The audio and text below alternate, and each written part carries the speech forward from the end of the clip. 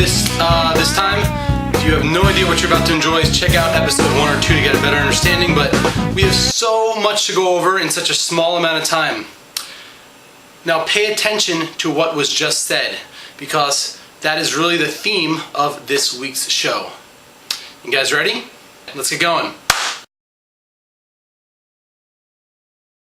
So our physical movement today, or for this week, is spinal freedom. Now when we talk about spinal freedom, I'm actually going to be giving you 2 different movements that aren't really focused on the spine. You know, a lot of times where our pain comes from isn't really the same place where the source comes from. You know what I'm saying?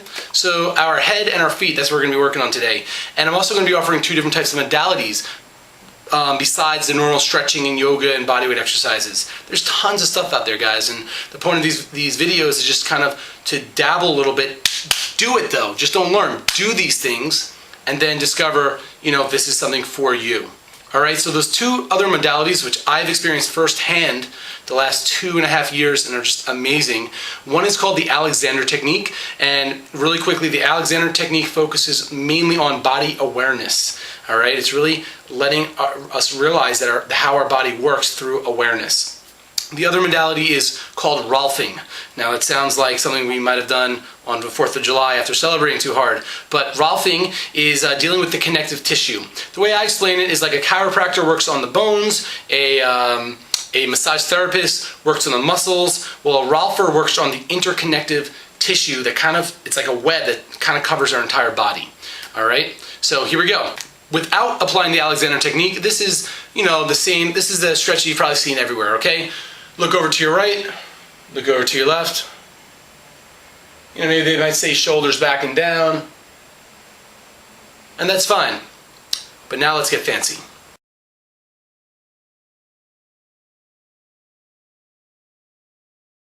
And this is the same movement with a little twist applying the Alexander Technique. Okay, standing completely straight, looking forward, just your eyes move to the right. Now, have your head play catch up to your eyes. And now look to the left, somewhat straight, you know, kind of like this way. And then let your head follow your eyes. Now we have to go to the left, look to the left. And it helps if you look at a specific point. Now that your eyes are there but your head isn't, it's really hard to talk about this while I'm doing because, you know, the eyes are focused. But when the eyes are there, now let your head follow. And the eyes continue fixated on that point. Whoosh. What do you think, Ringo? I love it. Cool. If you have no idea what I'm talking about or if it's too difficult, just go really slow and keep practicing. Again, I could have wrote an entire chapter on that movement alone, but you just got to keep discovering for yourself and keep doing this. I'll give you 2 hints though, okay? When your eyes go, get fixated and then don't lock out. It should almost feel like, you ever seen those magic 3D pictures, or you ever been in a daze before and you're just like this, and your friends are talking to you like, hey Dave, and you know they're talking to you, but it just feels so good to just keep focused somewhere. That's what's going to happen. When you're in that state, it's a slightly hypnotic state, meaning that your brainwaves are getting all funky and kind of feels so good, like your brain are getting a spa, you know? But it just relaxes all the freedom because your body just doesn't tense up because it's so focused on something else.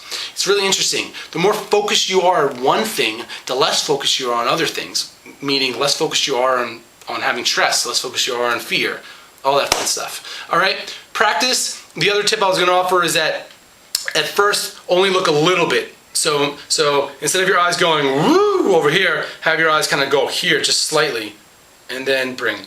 It's hard to look in the camera and do it, but you want your chin tucked down just a little bit so there's a nice elongation in your upper spine where your neck is.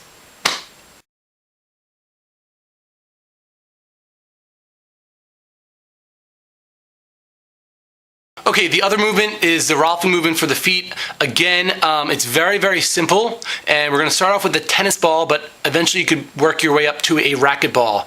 The idea is not to put so much pressure that you feel like you're getting a foot massage, where you feel like the muscles are getting worked. You want to work that connective tissue. So if you look at your hand, if my hand was my foot, it's not this, which is working on a muscle or cracking your fingers and joints, but it's kind of like, it's that weird kind of almost like, I hate to use the word scraping, but what you're doing is it's that thin connective tissue layer that's on the outer of all our muscle. All right, and it just looks like this.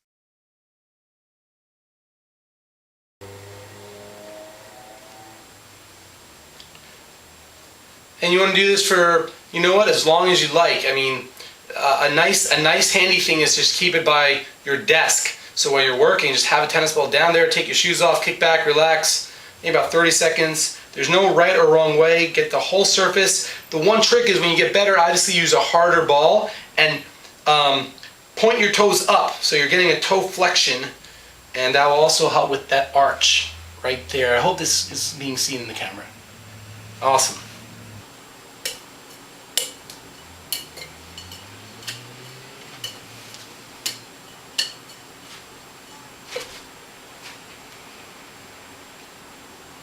Entrepreneurial tip number 432, pancakes.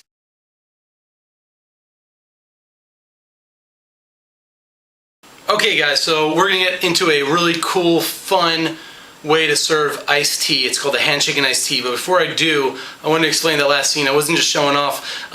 This is really an entrepreneurial tip. So many years ago, I was in the restaurant industry. I was a bartender, I was also a server. And one day I noticed that certain people in that industry were just bringing home so much freaking money, while others were kind of just scraping by. And what's interesting, if you are a server or waiter, or you're in some type of industry where the majority of your compensation is coming from your performance in terms of a tip and not by the amount of hours you work, man, you guys, we're in a very unique situation because a lot of America, they get paid per hour. So naturally, if they want to double the amount of money they make in a week, they have to double the amount of hours they work in a week. But it's very different, right? In the restaurant industry, you could be working 6 hours and you could be making, I don't know, $50, or you could be making $300 in those 6 hours, depending on your performance. And there's a few other things. Eventually, I might just write a book about it because it's outstanding. But getting carried away. The point of this is that I decided one day, how can I improve the amount of money I take home that night while working the same amount of hours? Naturally, the answer was get better performance. So I started researching the world of flair bartending.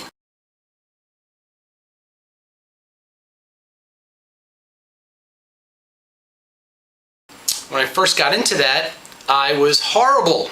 My poor neighbors would hear clunk, clunk, clunk all the time. And I never improved because what happened was that when I was doing a move, I'm not sure if we can see this. Can you see that? I was so worried about, let's do it slow motion, catching, that my thumb wasn't standing rigid enough and I wasn't focused enough on the actual movement itself. All right? My goal was all about the catch, not about the movement. Now, seriously, if you want to learn some cool tricks, I'll show you one right now. It's the thumb roll. But when you do it for the first 20 to 100 times, sorry, let it drop. Don't worry about the outcome. Just get that movement down. You're going to find that what happens is that you're going to be more focused on the process, not about the actual catching or the end result. Though you might want to practice over your bed or outside on the beach. Okay, cool. So, summertime is great. People are coming over. It's a great time for entertaining. And I figured most people, they're going to have cocktails anyway. It's a nice alternative. You could start experimenting and adding alcohol to these drinks. But it's also kind of nice for the designated driver to feel really special, So we're going to be doing a handshaking iced tea. And we're going to be doing this is a mint, fresh peppermint leaves. Well, not fresh, dried peppermint leaves. And our yerba mate.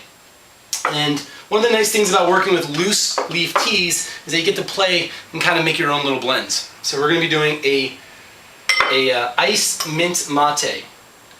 And these are also muslin reusable tea filters. And we're doing equal parts peppermint and yerba, which really means that there's going to be more yerba than peppermint because peppermint's so fluffy and this is going by volume. But if you do equal parts through volume, it works out really nicely. Now, there's a few tricks to the perfect hand-shaken iced tea.